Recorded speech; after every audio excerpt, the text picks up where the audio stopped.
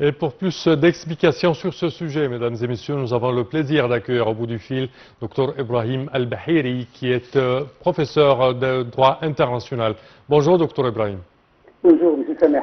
Alors, premièrement, quand on parle de cette condamnation par trois institutions internationales arabes, le Conseil de coopération du Golfe, également le Conseil de coopération islamique et la Ligue arabe,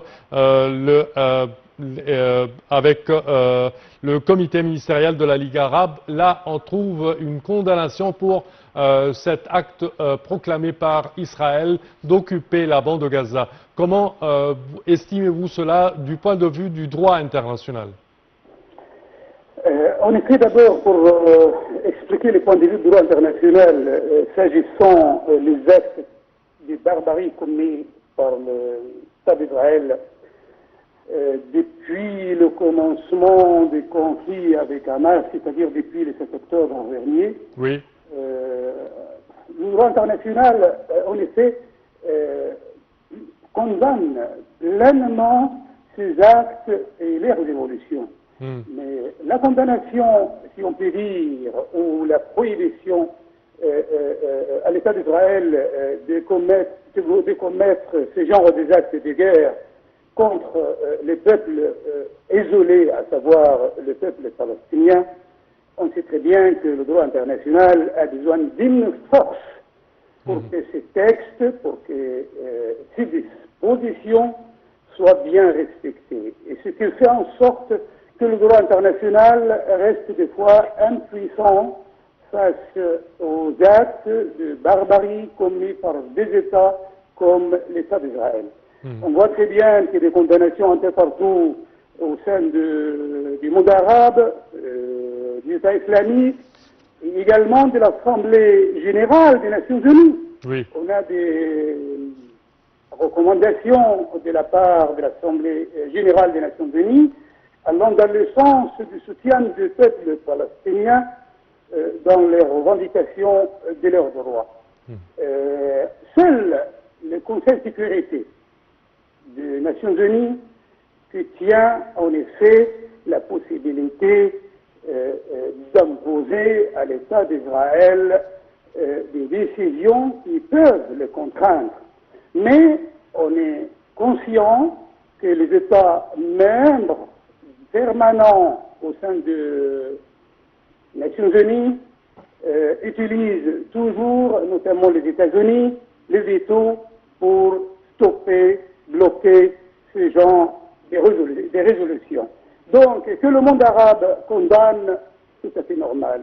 Mais malheureusement, le monde arabe, les États arabes qui condamnent ne tiennent pas, si je peux dire, la possibilité d'exécuter ou de mettre en œuvre les termes de leur condamnation.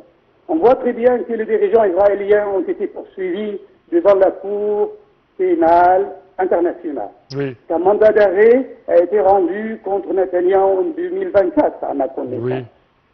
Donc, mais malheureusement aussi, si on parle de la Cour pénale internationale comme une institution judiciaire, cette institution, en effet, ne dépend pas des Nations Unies. Elle a été créée en 1998, à ma connaissance, sous le statut de Rome. Elle a été mise en œuvre, mise en vigueur, ce système a été mis en vigueur à partir de 2002, précisément. Donc, cette cour, ne dépendant pas de l'Organisation mondiale, à savoir des Nations Unies, Oui. est dépourvue à son tour d'une police internationale, d'un moyen permettant de mettre en œuvre son mandat. C'est-à-dire, le mandat rendu par la Cour pénale internationale est adressé aux États membres, aux États concernés, aux États parties de la Convention, et c'est les systèmes judiciaires de ces États qui va voir, en fonction des traités de réciprocité et autres, et également des considérations diplomatiques et des intérêts, s'il peut exécuter au nom ces genres de mandats d'arrêt concernant la Cour internationale, la Cour pénale internationale. Oui. Donc, dans ces conditions, le droit international, on le sait tous, a besoin d'une force pour que ces textes soient respectés. Et cette force, si on voit que le monde arabe utilise les termes de condamnation, je pense que parallèlement à la condamnation qu'on le voit prononcée un peu partout par les États concernés, les États voisins, les États qui, en effet, si on prend l'exemple également de l'Égypte et les États voisins, Oui. on n'est pas allé dans le sens d'Israël permettant que les habitants des territoires palestiniens à Gaza soient répartis un peu partout dans la zone. Ceci, me semble-t-il, c'est-à-dire la non-collaboration par l'Égypte avec la politique israélienne, a encouragé Israël d'aller, ou l'a poussé, si j'utilise le terme, l'a poussé d'aller dans le sens de l'occupation totale de ces territoires pour mettre lui-même, à sa façon, et d'une façon contraire au droit international, en œuvre son projet, le projet de faire disperser les peuples palestiniens de cette zone de la façon que vous voyez. Donc, je me demande, à l'époque de conflit qui a été mené avec Israël, le monde arabe avait utilisé une politique d'embargo économique contre les entreprises israéliennes. Est-ce qu'on n'est pas en mesure aujourd'hui, en plus de condamnation qu'on est en train de proclamer, on n'est pas en mesure de renforcer cette position par des résolutions, par des décisions permettant que Israël cède devant le texte de droit international, devant la politique modérée des États arabes. Je pense que condamner est une bonne chose, mais mettre en œuvre ces condamnations, je pense qu'on en a besoin, quoi.